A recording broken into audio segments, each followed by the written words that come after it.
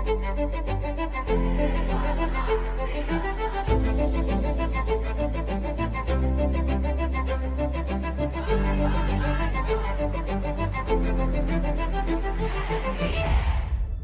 new report from the Bureau of Labor Statistics shows that the number of workers involved in major strike activity in the United States was 120,000 in 2022, an increase from 80,000 in 2021.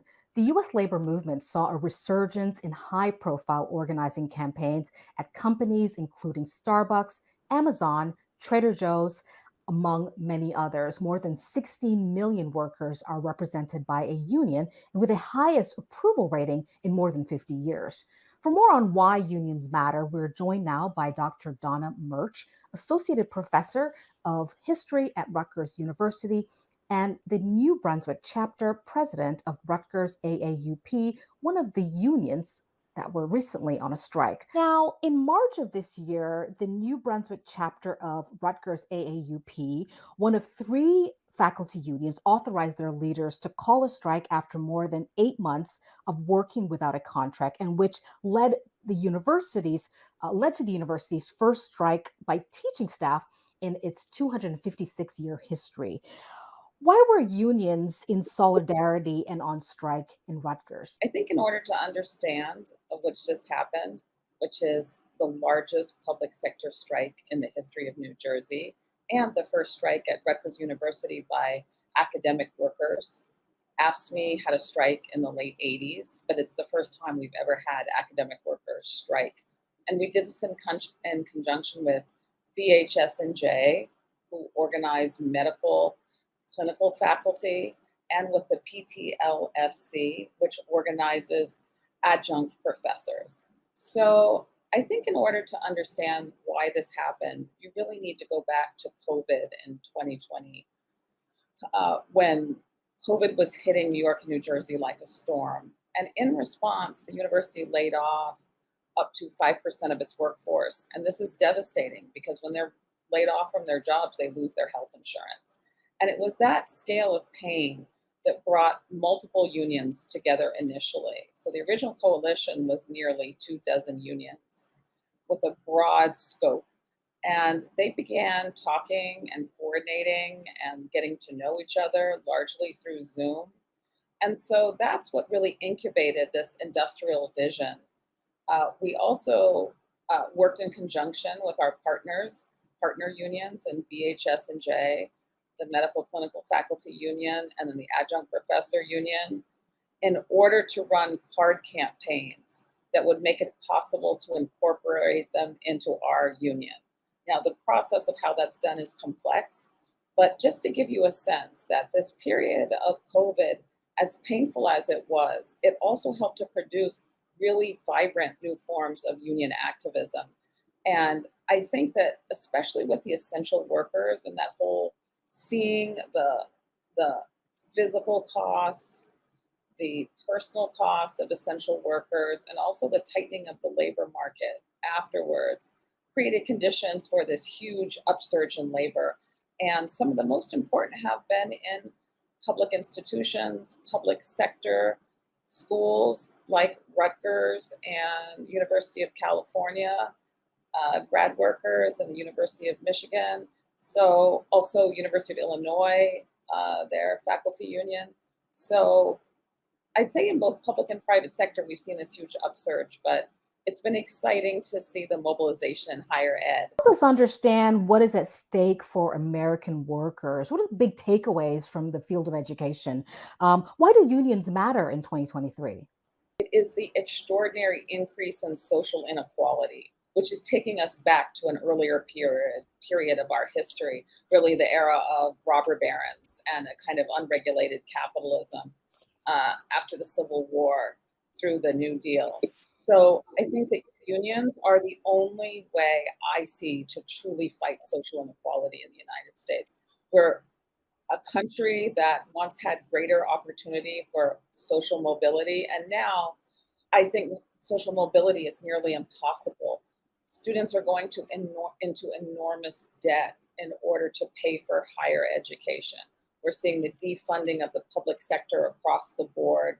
And we're seeing the essential things that matter most: healthcare, education, and housing Hmm. completely unaffordable. So, in order to understand the economic context that's driving people to organize, one of the interesting things about this moment is that we're seeing a lot of organizing of precarious workers. So, for example, Amazon and Starbucks. So, we do have blue collar mobilization, which is extremely important. But we're also seeing a lot of unionization of what we think of as elite professions, right? Yeah. Graduate workers, faculty, doctors, journalists, writers, Others. right? Yeah. So I think that this is so important because I'll say one thing that made our strike, our success easier, is that because of the upsurge in white collar unionism, we're getting more support from the press. Before I became chapter president, I was the head of the media committee. I ran that, and then later a graduate student joined me. So I spent a lot of time writing the articles and placing them. And I can tell you how hard it is to get anything, how hard it was to get anything into the press about labor. So one thing I'm very hopeful about, and it's a way that I see blue collar unionism connected with this kind of white collar, creative worker unionization, is that in order to have a true resurgence of labor movement, we need a labor press. So it's been gratifying. I was actually at home with long COVID during the week of the strike. I did go out to the picket twice, but I spent so much time talking to journalists, and it was so exciting to hear their sense of joy and also identification. Yeah, yeah. It doesn't, you see, that was what's interesting as well, because it really didn't resonate until journalists started to feel the pinch, right? And so for that, we can see why camaraderie seems to make sense. Now, in response to the strike of more than 9,000 professors, part-time workers, graduate workers, postdocs, the university president, Rutgers University president Jonathan Holloway, threatened legal action, claiming that the strike was illegal. Of course, it was not. Is there one? I don't know if you could sort of speak to the state law on the stoppage of state workers, what that specifically is, very briefly. But I guess the bigger question is how much of the strategy was guided by a chief negotiator, David Cohen, head of labor relations under New Jersey Governor Chris Christie, who was really leading and structuring the negotiations? Why do you think it sort of diverged and manifested the way it did? Yeah, thank you for that question. Um, so when negotiations were beginning to break down, which, to be honest, what Rutgers did was unconscionable. We were without a contract until the strike started in mid-April. But the management, led by David Cohen, who is Chris Christie's former head of labor relations, and of course, we know it was Chris Christie who said a national teachers union deserves a punch to the face. He was talking about the AFT, which is our parent union. So he was one of the most violent and right wing opponents, Chris Christie was, of labor. And the idea that the first Black president at Rutgers supported David Cohen to make him the lead negotiator, and also created a new agency called the Office of University Labor Relations, which gave him enormous power and raised him up. So when negotiations were breaking down and the union began to really mobilize towards a strike, our president, Jonathan Holloway, sent out a letter to all of the members of the union and all of the undergraduates, telling us that public sector strikes in New Jersey are illegal, and that if we participated in them, we could face fines and even arrest. So it was really an attempt to intimidate us into not striking. And I will say, as we've done for previous transparency requests, Jonathan Holloway and the management team around him were hiring Jackson Lewis, who's one of the notorious union busters. So the way that he explained this was to say that it's illegal, but that is not true. If you go on strike in New Jersey, the police do not automatically show up and arrest you because we don't have any statutes that make a public sector strike illegal. What happens is that if the employer wants to punish the strikers, he or she goes to the court, and asks, usually for a cease and desist order, and then comes back to the strikers to try to get them to dis, to see if they will return to work. And if they don't, in order to criminalize the strike, he has to go back to the courts and ask for specific punishments. Those punishments can include a fine on the union, a fine on individuals, arrest, or even firing. So, what's important about this is that it's really the agency of the employer that criminalizes a strike. And he sent out another letter several weeks later with the same thing. And this absolutely backfired. New Jersey is a very class divided state, and it's a blue collar state, in between New York and New York City and Philadelphia. And Rutgers is in these deindustrialized cities like New Brunswick, Camden, and Newark. So that kind of rhetoric about attacking labor and attacking workers did not go over well. And one of the most beautiful things about the strike was seeing all these people come together. You had undergraduate, you had the fraternities hanging out the union banner, you had workers of all kinds, you had older men coming from central labor councils who looked like they could be, craftsmen. You had this profound, diverse, racially class diverse, job category diverse, vibrant picket, including sound systems and drag queens and all different kinds of performances. But what underlay that kind of demonstration of power was people withholding their labor. And our estimates are that 70% of the classes were shut down. So imagine the scale of this in New Jersey. And many of the workers who were not on strike did sympathy strikes and shut down their work. So, for example, there were construction workers that were working on the Zimmerly Art Museum who stopped working in order to provide support and solidarity to our three striking unions.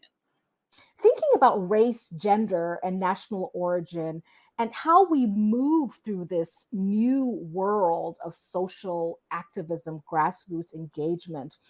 Your 2021 op ed published in the Guardian newspaper talked about the future of US labor in what you observed at the time in 2021. You write, women of color workers in caregiving professions are at the forefront of labor struggle, despite the focus on white working class in popular discourse. Black workers have the highest rates of unionization of all racial groups in the United States. What are the essential forms of differences between groups as you've observed it over time? I wrote that piece when I was head of the media committee. And I was really trying to bring together what was happening with the movement for Black Lives, with our largest street protests in our history, and to bring that together with the frame of organized labor. And one of the big inspirations for our union is the Chicago Teachers Union, which was led by Karen Lewis and is now being led by Stacey Davis Gates. Yeah. And we learned so much from watching teacher organization. In many ways, the radical new forms of art organizing, including bargaining for the common good, in which you take community-based demands and then you combine them with labor-based demands, where workers fight for increasing the funding of public institutions like public schools, or in our case, a public university. Right. So many of our heroes were really Black women, and also Jessie Sharkey, who led the Chicago Teachers Union, I think from 2014 to 2022. Yeah. Stacey Davis Gates came. So they are really our heroes. Yeah. And I interviewed Stacey Davis Gates for that piece. So, and I wanted to highlight a longer history, which is thinking about especially, what people used to call the pink collar professions and the centrality of Black women leaders in those strikes and also in fighting anti-discrimination. So that's really what that piece was evoking, my heroes, my heroines, I should say, right, and also many of our union's heroines. Sometimes you write both to highlight the activism of others, but I was also trying to summon this into being, to strengthen the gender and racial justice component of our own union and bring that together in an industrial vision. Because bringing those two things together is very complicated. When you have industrial unions, you have multiple job categories that may be in conflict with each other in the workplace or feel tensions, like, for example, professor and graduate worker, Yeah. right? We all know how much power professors have over grad workers, but you also have the racial dynamics that exist in the university, which are that Black faculty experience enormous amounts of racism, and not only from their peers, but also from students of all ranks. About 15 years ago, I was being stalked by a white supremacist undergraduate who was publishing the right wing uh, Centurion. Yeah. So that relationship of Black women to these positions of authority is complex because they don't only receive misogyny and misogynoir from people at their own rank and above them, but also Mm. people who are in more vulnerable categories. And honestly, you can't understand racism in the United States if you don't understand this. Yeah. So I think in our union, I and other Black women have faced real challenges. One of the things that's very hard for me is that I led a campaign to bring together Black and radical faculty from across the country to sign on an open letter to Jonathan Holloway, our first Black president. Yeah. And that was crucial to protecting the union. That was creating networks of solidarity centering Black radical scholars and, you know, calling out Jonathan Holloway by the people who are his peers. But one of the painful things that has come to light is that while I was doing this in a private Slack channel set up for pickets by the graduate student leaders, Mm. it was filled with racist and threatening content. I mean, they described a union action plan of writing fake reviews of my teaching in order to destroy my online reputation, describing me as incompetent, long discussions about how much money I make, racialized discussions about, proximity to me means they need to take a shower. These were really vicious things. Mm. They highlight for me that difficulty of intersection, making legible the potential for racial and gendered animus against leadership. And I have to say, in some ways, this has been the strike, the mobilization. I've been doing it for 7 years. It's been really, in many ways, my primary focus. And so I want to celebrate this win, and I want to look forward to all the things that labor can accomplish.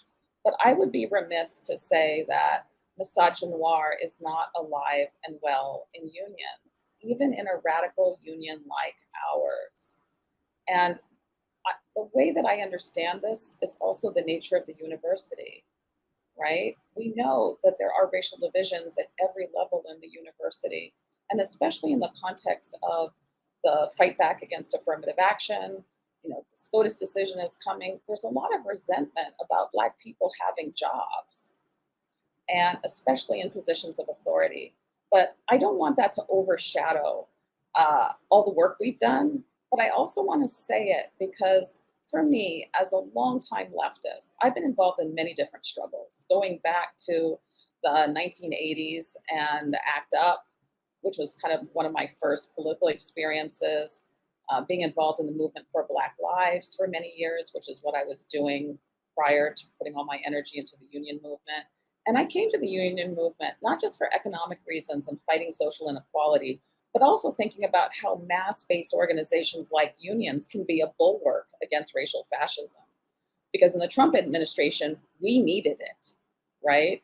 So I want to be honest that in order for unions and the left to truly take advantage of this moment of incredible labor resurgence, we have to deal with questions of difference. And those differences are not only between job category, pay, and status, classic class-based demands, but also race and gender, because it is essential that we have a multiracial union leadership that reflects the multiracial nature of the workforce. I can see and sense how painful this experience has been because it really complicates the issue that much more. So I appreciate you sort of leaning in and giving us that additional depth within which we can begin to understand the breadth of the problem at hand.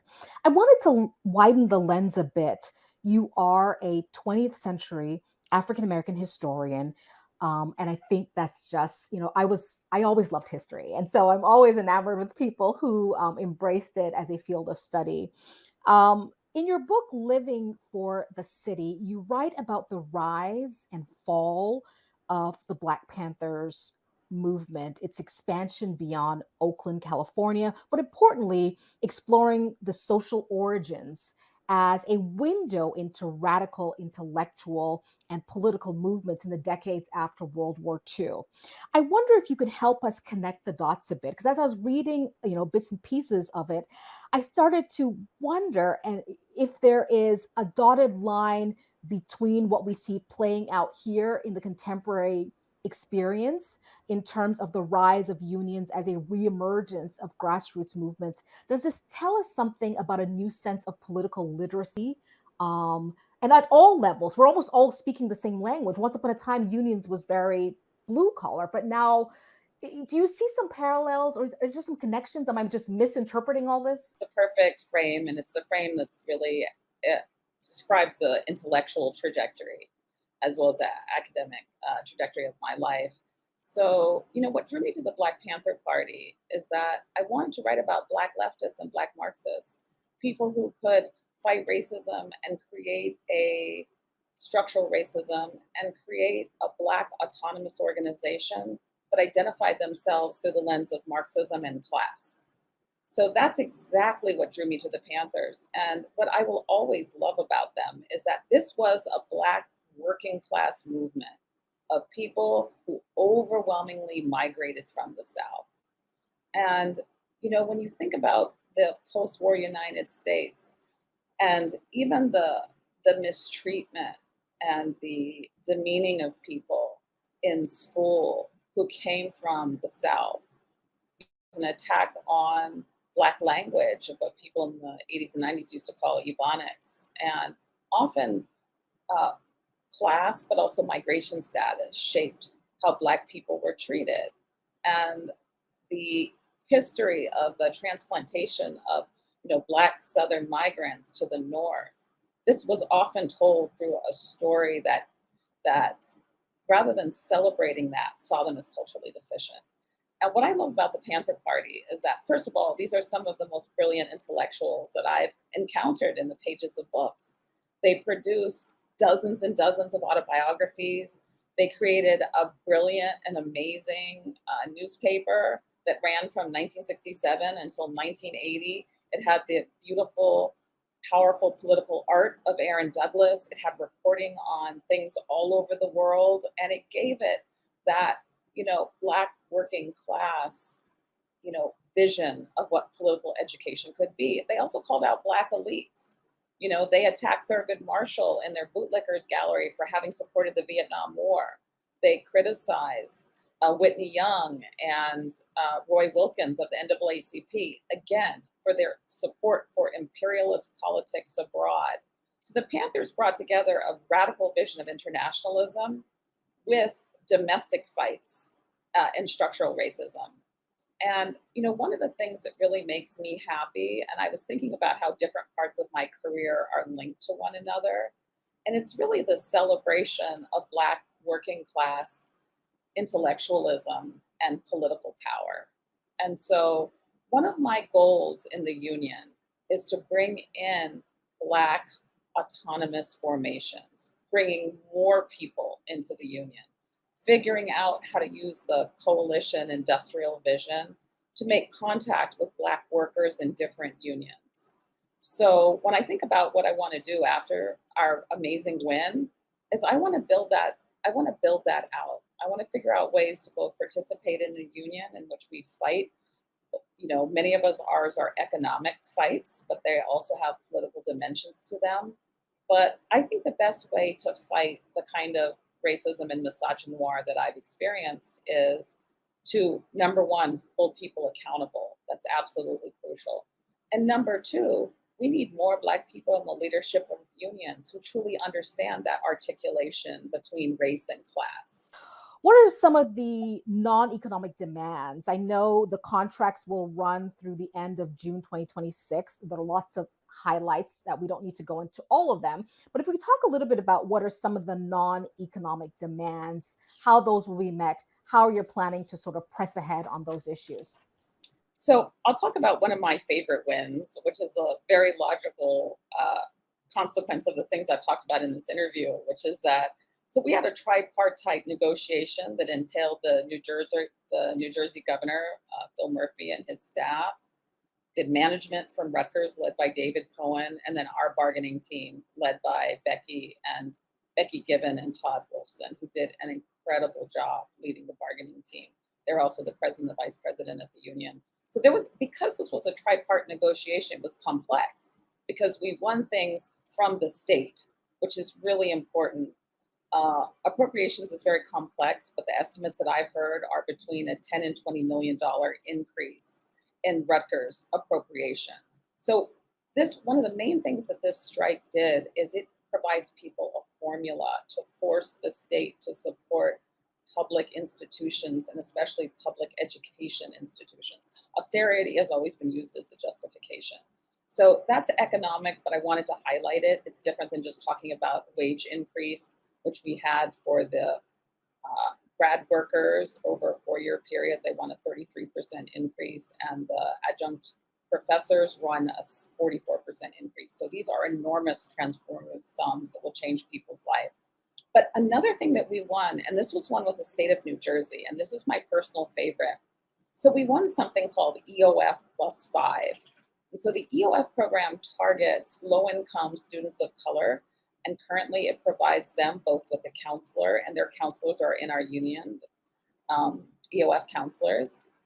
And it also, with our win, is the state will provide funding for EOF students, not only who get their degrees at Rutgers, but all over the state. So if they go to William Patterson and that's where they get their EOF degree, then the state will pay for 5 years of funding for them to complete a PhD. And this is so important because I don't think we will ever change the university until we get more Black and brown working class people into it, and working class people as a whole of all colors. Another non-economic demand, even though it entails money, but it's not in the traditional wages and benefits vision of unionism, is bargaining for the common good. So we won a $600,000 appropriation for starting a 501c3 that will think about and articulate that relationship between Rutgers campuses and the communities that surround them. So that includes the Mexican and Central American migrant population, which is such a large percentage of New Brunswick, but also other community-based struggles, like the fight over the only public hospital in New Jersey, which is located in Newark.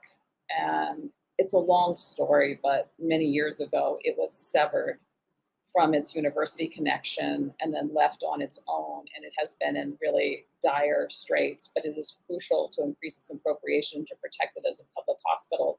Or the involvement of what I'm talking about, doing some more autonomous Black organizing of workers across unions and job category.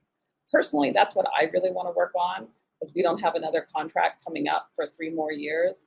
I want to work on building out Black worker solidarity and figuring out how that articulates in relationship to our industrial vision.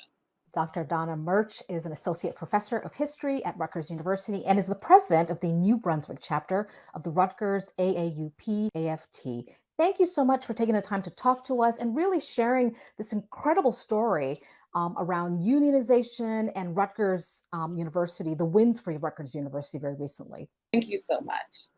Thank you so much for watching Feminism Today on Free Speech TV. Join us again next week.